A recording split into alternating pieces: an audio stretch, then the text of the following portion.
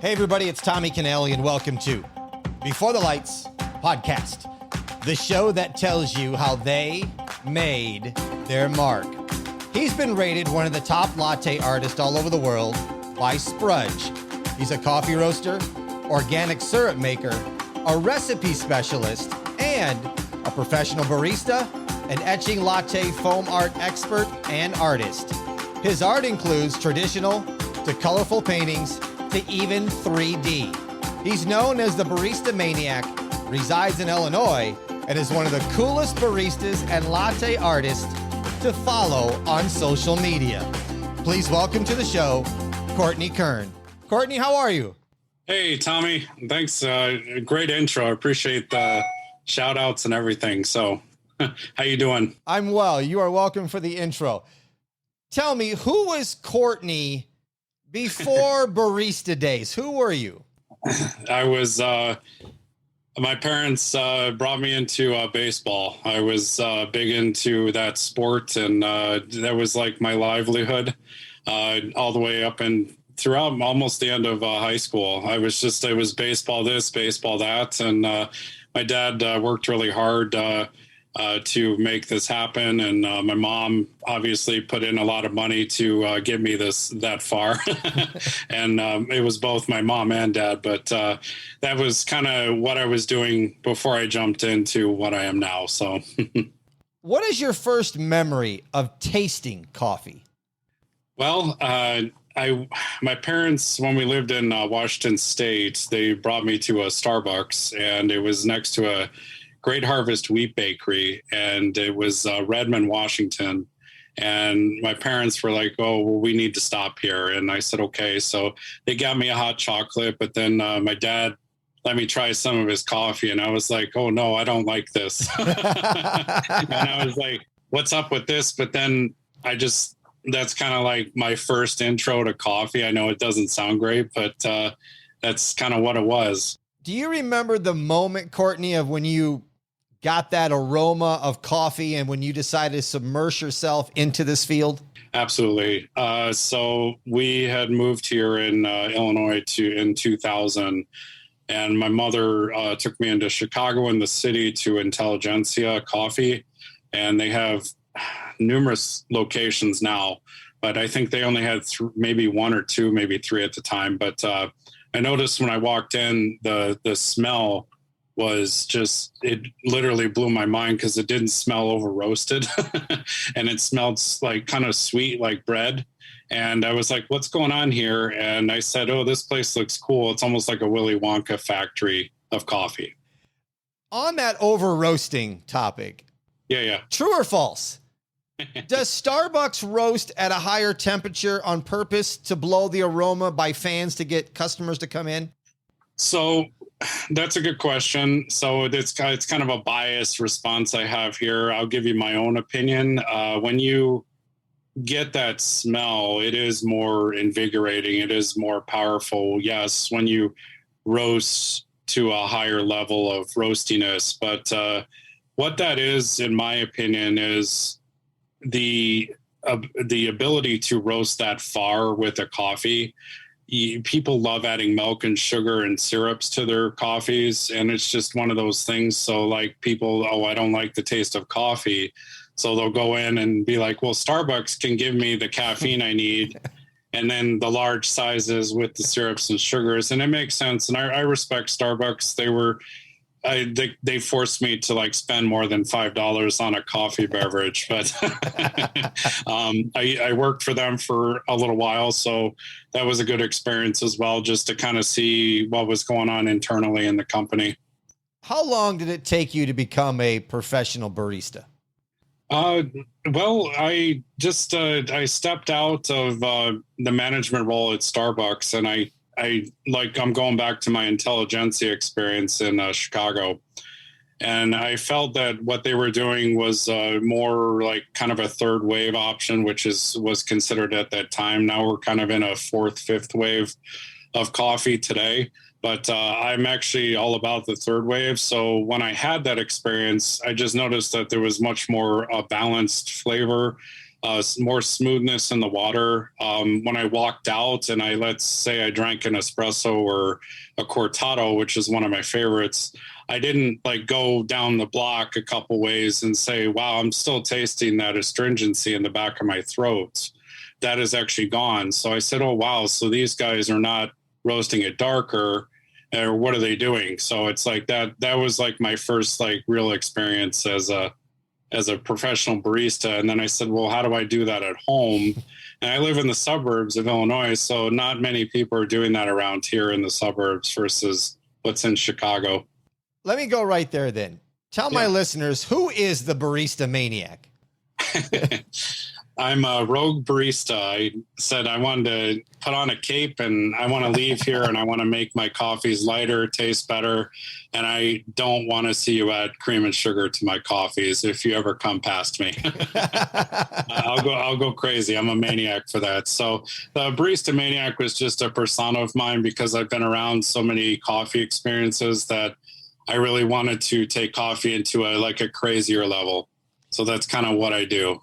In any industry, any craft, if you don't practice it, you can't perfect it. And some crafts you can't even perfect. So How much practice do you do, Cortney? So when I started, I had done the free pour lattes, which is with a pitcher of milk and I steam it. And then I take my left hand, the espresso with maybe a 12-ounce, 10-ounce cup. And I would pour, and I was starting with a heart. And then once I got the heart, which is free pouring, I said, okay, let me jump in and do a tulip. And then I said, let me do a Rosetta. But then I started getting a following, which I started on Twitter. And a woman had asked me, can you do a bouquet of flowers? And I'm like, what are you talking about? And I'm like, I don't draw. My grandfather was an artist, and I didn't really hear about this until I started doing what I was doing later on from my family, because I kind of kept this from them. It was kind of a private thing I was doing, but I did the flowers. It took me quite a few tries. It was frustrating. So when you look at going into latte art, you have to figure out like what temp do you need, what for the water, what minerals do you need in your water that you're brewing with, what kind of milk you're using, like how much fat content. And there's just so many other things. And the more minerals you add to your drink, the less my latte art's going to stay. So that's kind of like, it was a learning process, and it took quite a long time, just like a professional baseball player or a basketball player. It's just that time that if you have it, then go for it. And I said, you know what, I got to do this because I think it's cool, because at Intelligentsia, they were doing the free pour lattes with the tulips and the hearts. And I said, wow, that's really unique. Before we get into more of the detailed art that you're doing, you brought up something that juggled in my mind. How long, when you do something, how long does it stay on top? Because you had mentioned something about minerals. Does it affect, how long does your art stay before, I guess, it dissipates? Yeah, good question. So what I do is I steam the milk a little bit hotter if I'm actually doing an etching that is more detailed. If it's something like less detailed, like maybe a simple logo, and I'm just throwing this out there just for an example, what's a simple logo? Just like the Seattle Mariners, like the S, or like Chicago Cubs, the C. No, we don't want to use that team. That's a bad team in my eyes. Hey, I'm in my hometown here. Go ahead. Anyway, go ahead with the C. Yeah. Go all Major League Baseball teams, as far as Tommy says. No. Anyways, so just something simple takes me less time. So that's going to stay depending on what it is. Now, if I do a more intricate design, like someone's face or a Star Wars scene, then that's going to sit probably a little bit less. So what I've seen is about 20 minutes. Oh, a lot longer than I thought. And by the time when I steam that milk extra hot and I pour it into a preheated mug that you see in my pictures, that is heated, and so is the milk extra hot. So it gives me that time to create my canvas. And then by the time it's ready, so the lesser detail is going to be served to you quicker, and it's going to taste hotter. And if I do something like a scene from a movie, That one's going to be kind of medium, kind of lukewarm.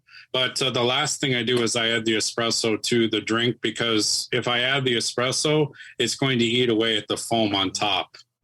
So, Gotcha. And then that actually helps to keep it longer. Listeners, I said in the intro, he's one of the coolest baristas and latte artists to follow on social media. So go to the show notes. I'm going to put a link where you can start following Cortney on Instagram, and I'll put a link to his website, Barista Maniac, as well. Cortney, Thank you. Talk about sending Tammy Stronach from Neverending Story, her character Latte, and how that kind of evolved and got you started into that field. Wow, good question. When I worked at Starbucks, I had there was a movie that came out called Identity, and it had John Cusack in it and Ray Liotta from Field of Dreams. And there was quite a big cast. It was kind of a disturbing movie, but Jake Busey was in it. Oh. And that's Gary Busey's son. So I had these people coming in and say, oh my gosh, I just saw Identity. Have you seen that? I said, yeah. I saw it in the theater. And they said, you look like Jake Busey. And I'm like, I do? So anyways, Michael J. Fox was in a movie with him. And then I started to see it in certain pictures. It wasn't really clear to me at that time, but the reason why I mentioned this is because I went to Wizard World Comic-Con in Chicago. One of my friends is another artist, and he has a table set up there. So he was kind enough to give me his wife's badge to get into the show. But I have to bring coffee for Rich and kind of hang out with him for a little bit, which I love. And I went to go meet Jake Busey, my nemesis, and I show up at the table and he's not there. And it's Noah Hathaway, who played Atreyu from The Neverending Story. So I was like, what are you doing here? I'm like, I know who you are. He goes, you do? I said, yeah. And I said, I really love The Neverending Story. And he goes, why are you confused? And I said the exact same thing I just mentioned to you guys. But he looked at me and he laughed. He says, you do look like him. And I said, that's hysterical. So I said, why are you here? He goes, they flew me in last minute because he couldn't make it in. So from that interaction with Noah led to me meeting some other people that were involved with the movie.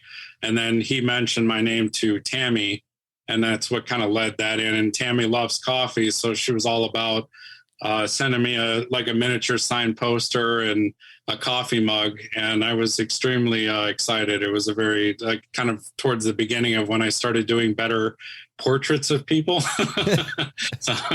But that's kind of where that came from. So thanks for asking. What does it mean to you to have your latte featured on the red carpet premiere for Star Wars, The Last Jedi? What's the feeling for that, Cortney? And what was the process to get that there? I couldn't believe that. I had somebody that was working externally for Disney at the time, and they were part of Vizio, which was the main sponsor for the Last Jedi event. And what's funny is everyone dislikes The Last Jedi. They consider that to be the worst film in the trilogy. I don't mind it because I tell my wife all the time, I'm like, somebody put their butt in that director's seat and they got the opportunity to make a Star Wars movie. Nobody else did. And the fact is, now we're seeing another Star Wars movie at my age, and I should just learn to appreciate that. And I value all this artwork, even if someone's trying, if it's not the best, but there's got to be something there. Mm-hmm. So when I got the email, I thought it was spam, and they wanted me to submit some lattes. And I said, okay.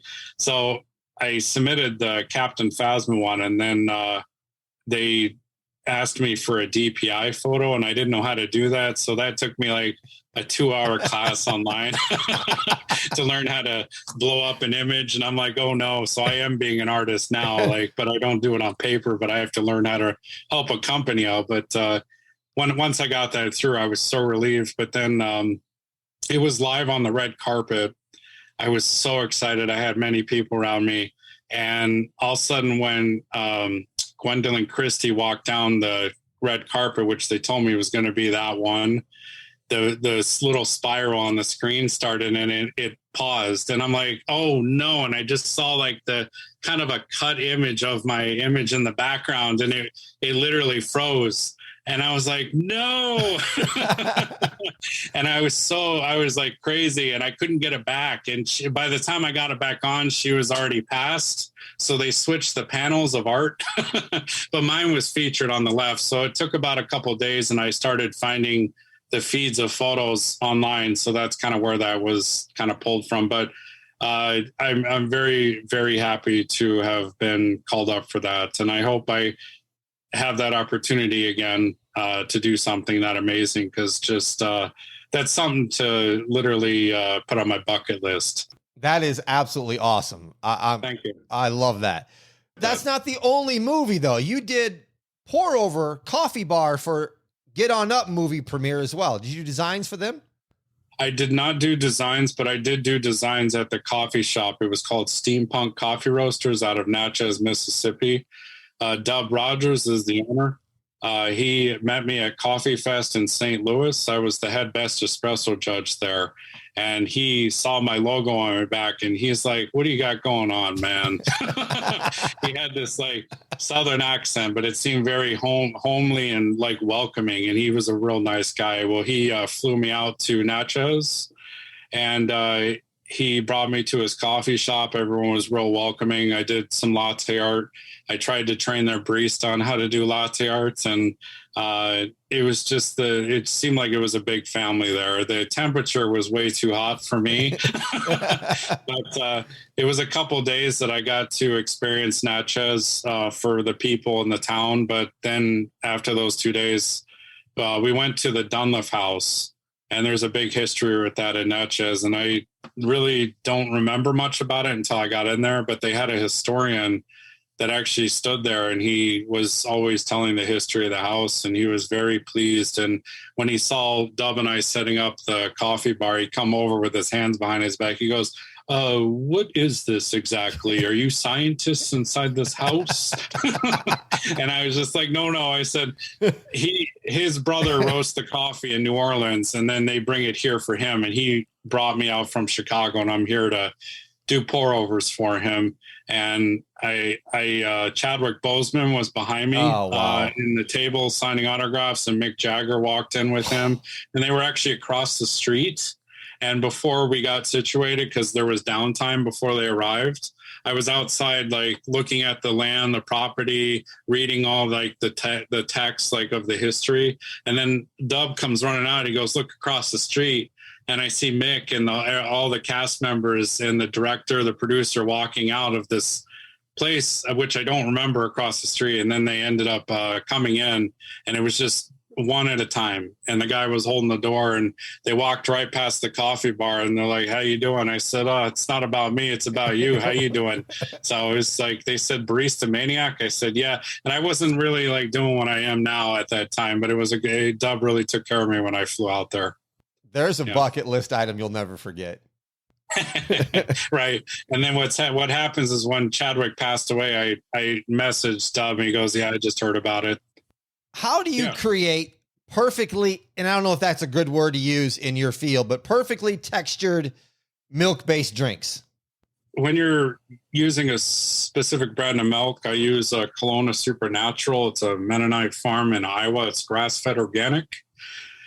They have a natural cream top on their milk, and their whole milk is immaculate for steaming, and it tastes great. It tastes so much different than like kind of local milk per se. I love experimenting with other kinds of milk, and I found another one that's right across the street here at a market, and it's like a prairie grass-fed farm milk that I really appreciate right now as well. But when you're steaming the milk, you have to have the steam on at a specific pressure point.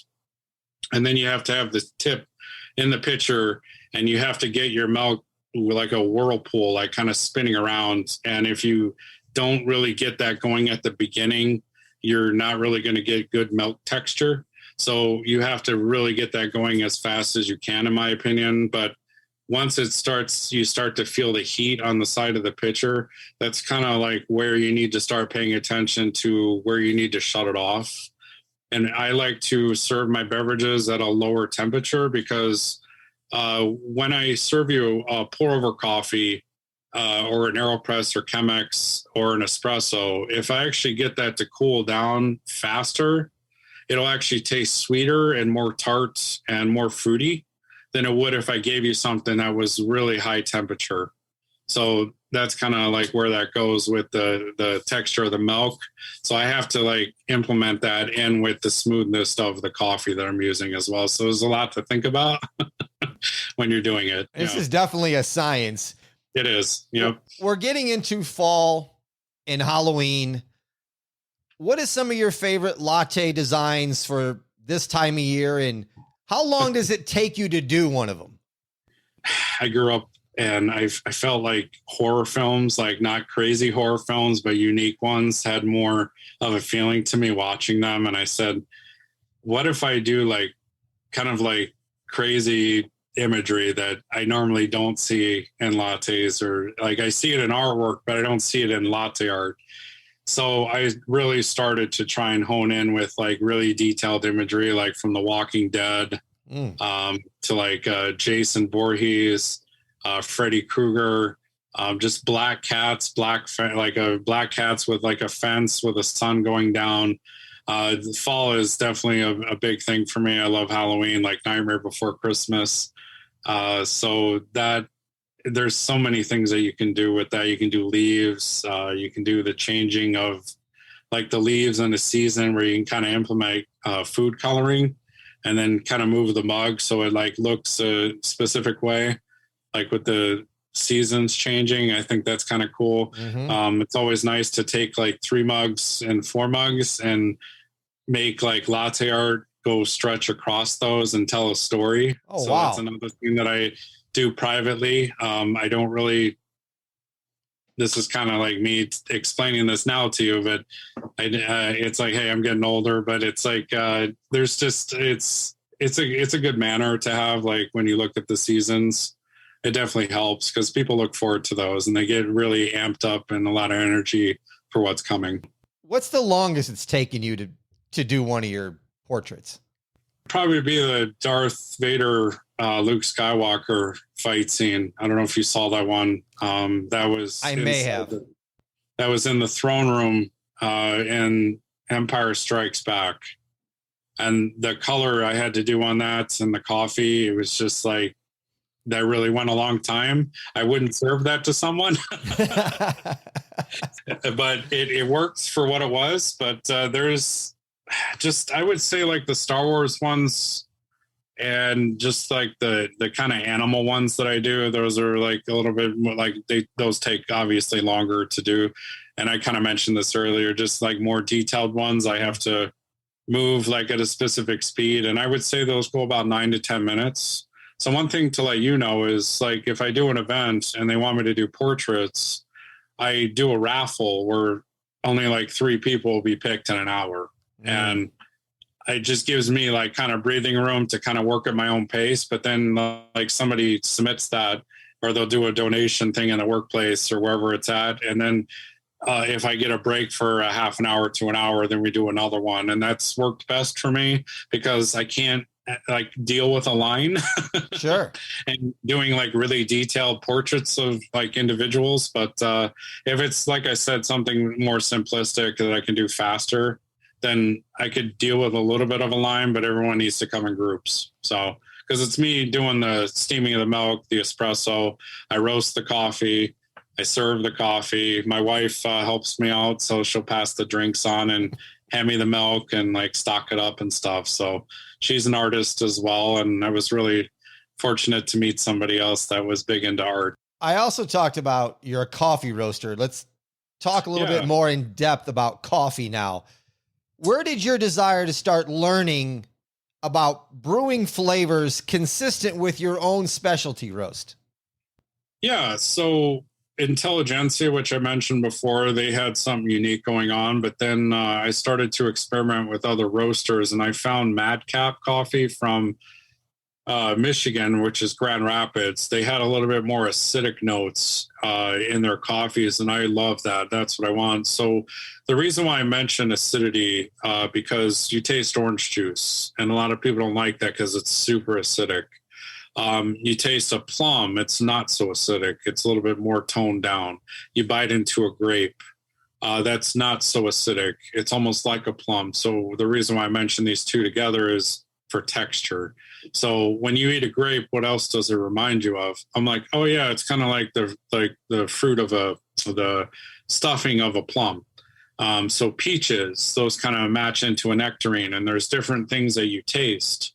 So I said, how do I make my coffees more acidic at home and learn how to do this roasting myself?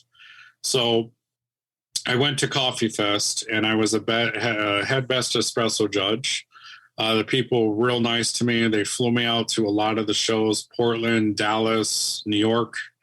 And I'm tasting all these espressos that were served to me.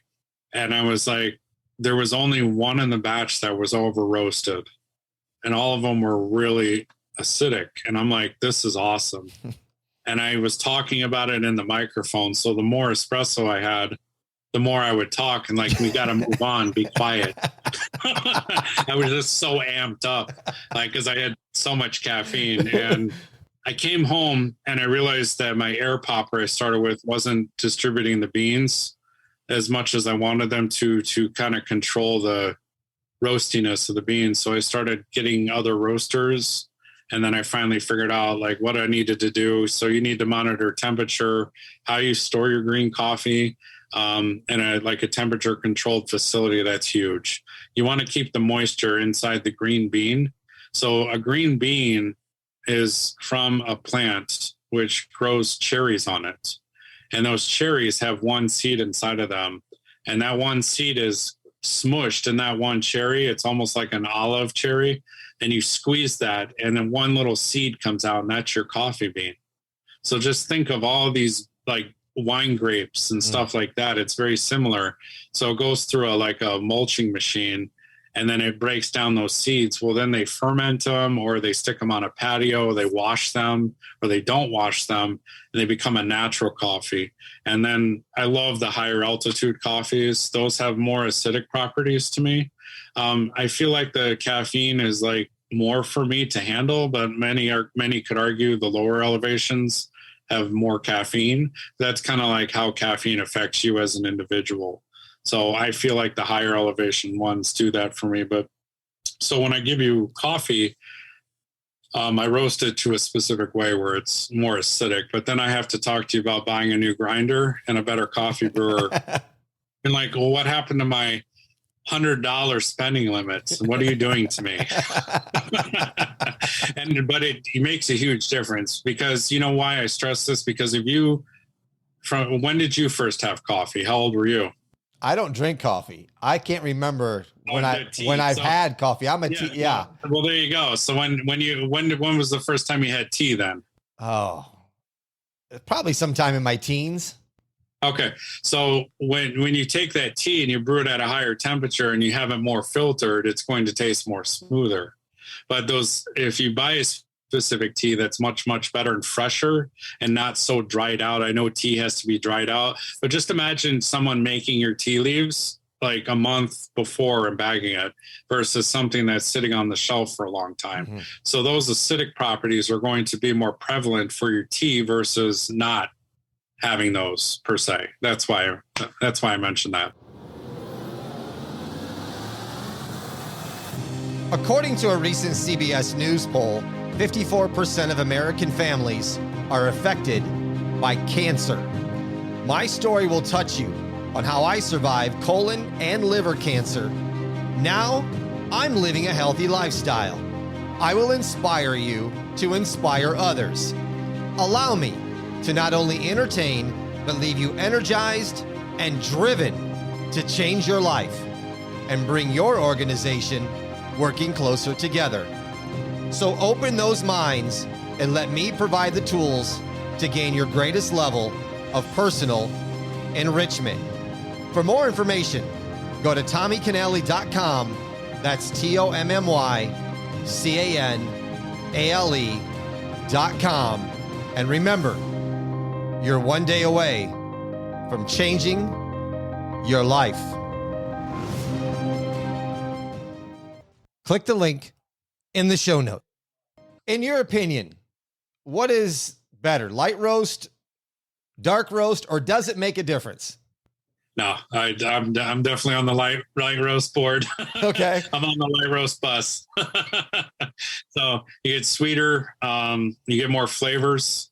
So like I said before, the cherry, it's a fruit. Mm-hmm. So why do you want to get rid of that fruit flavor from the seed? We need to keep that in the cup.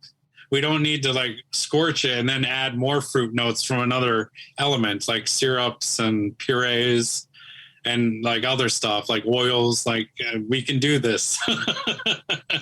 And it's healthier for you too, honestly. Okay. So, but that's what you kind of look at it in that way. So you talked about the bean and the importance of the process of that bean and storing it. Is there seasonal specialty beans for each season of the year? Yeah, there could be, depending on how much you know or how much you pay attention to where you source your green coffee from or the farms that you have direct trade with. Direct trade is a big thing, which costs a lot of money. But that means you have a direct relationship with the farm and you go there and you talk to them and see how they take care of the coffee. But then you have fair trade, and then you have where you just kind of buy from a distributor who has that direct trade, and then they carry their beans in a warehouse. Then you have individuals that roast the coffee and then they cup it and they taste it. And that's kind of like, I do a little bit of both. I do like my own like cupping, and then I also have to source it because I work privately for another company that I roast their beans. So when you get these coffees and you kind of have an idea what they kind of taste like, because they send you samples and I put it in a small sample roaster, I realize, oh, okay, well, this one tastes like red apple, so we can do this for the fall. I have another one that tastes like mint, so it's like a natural mint flavor, and we can do that at Christmas. And then when Easter comes, we can do a chocolate coffee, so it's like a chocolate Easter egg.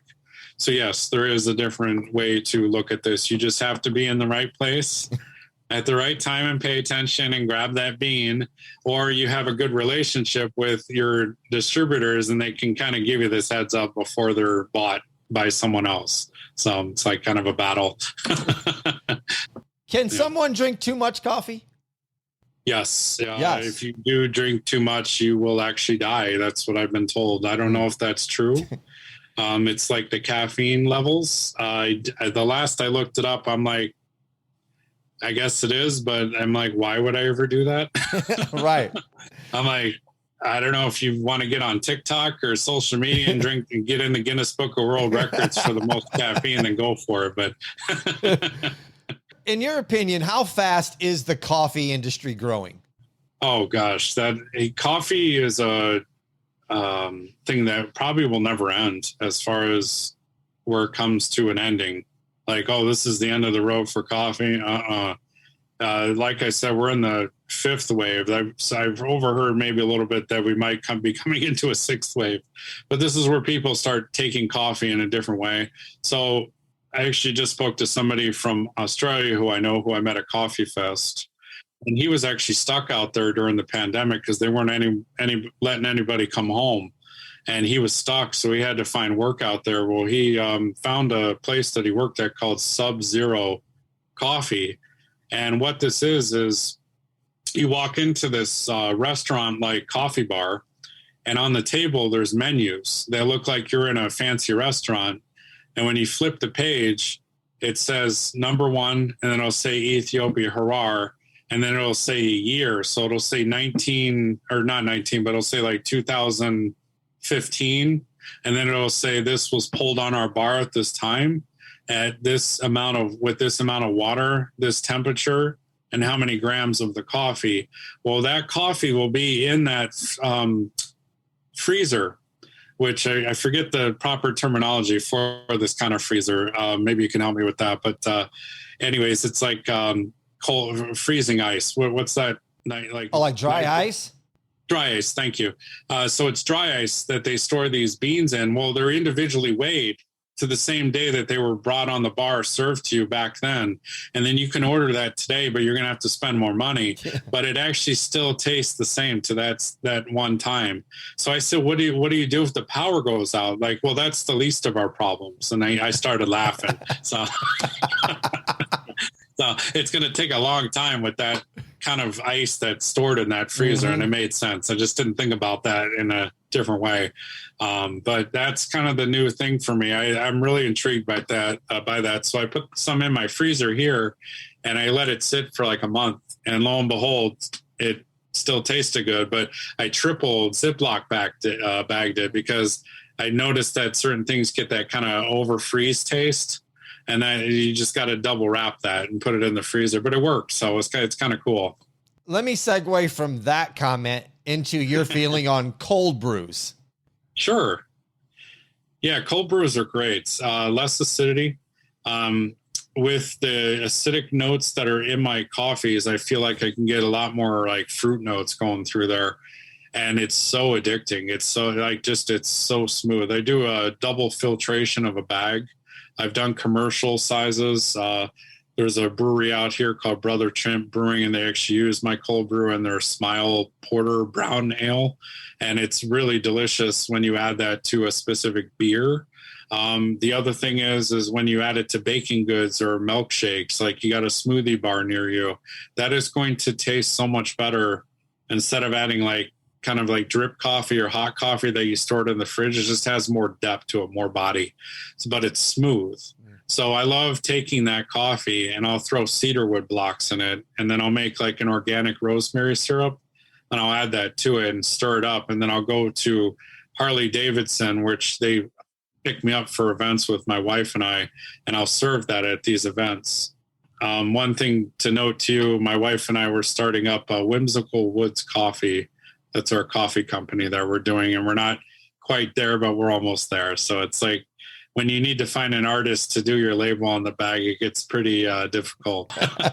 I love that name, Whimsical Woods Coffee. Whimsical Woods, yeah. So we're really excited about it, and hopefully I'll get that launched up here next year, hopefully early next year. But yeah, we've been doing a lot of events out with that name. It's kind of cool. Listeners, keep your eyes out for Whimsical Woods, and you'll go, I remember that was from that podcast. Nice. Cortney, can you offer some tips or a trick to listeners that are trying to get gourmet results at home? With making their coffee, or with what specifically? Let's go with making coffee. With like drip coffee? Yes. A lot of people are aware of this, but some are not. So I would say this is kind of 50-50. But if somebody on here is aware of that, I do apologize. I'm not saying that you're dumb or you don't know. But so there's this thing called the SCA. It's called the Specialty Coffee Association. It used to be SCAA, which is Specialty Coffee of America. So they shortened it down.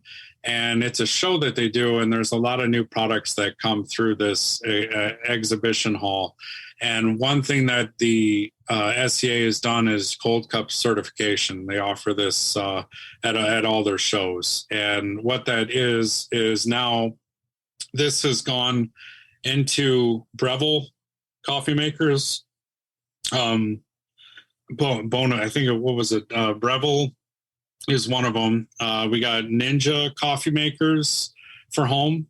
And then, gosh almighty, what's the other one? Cuisinart, that's the other one. Oh, yeah. So those three I know because I personally have them here. They have a Gold Cup certification, and it'll say it in the manual. It should say it on or show the logo on the front of the box. And if it doesn't, then they have poor marketing.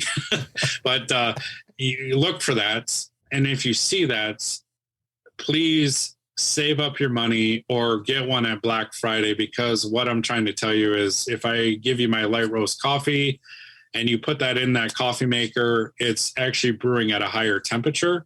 So it's getting up to 205 Fahrenheit.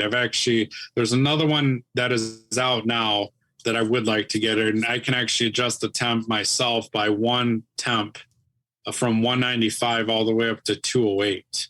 These other ones like Ninja and the Cuisinart and the Bravo, those are pre-programmed to only go from 195 and then skip all the way to 205. But what that does is when you're brewing that water over that light roasted coffee, it's actually, you need that at a higher temperature so that extracts because it's so much lighter. So imagine taking a dark roast and having a 205 temp water.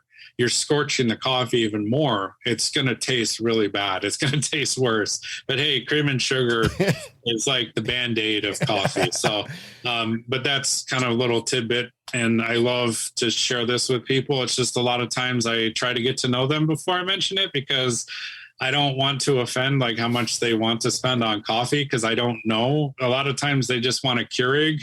And it's really difficult to take my coffee into a Keurig because I know they sell those capsules, but it's like it still doesn't work because you want my coffees that are light roasted at a finer grind, and those capsules take a coarser grind, so it doesn't really work for me.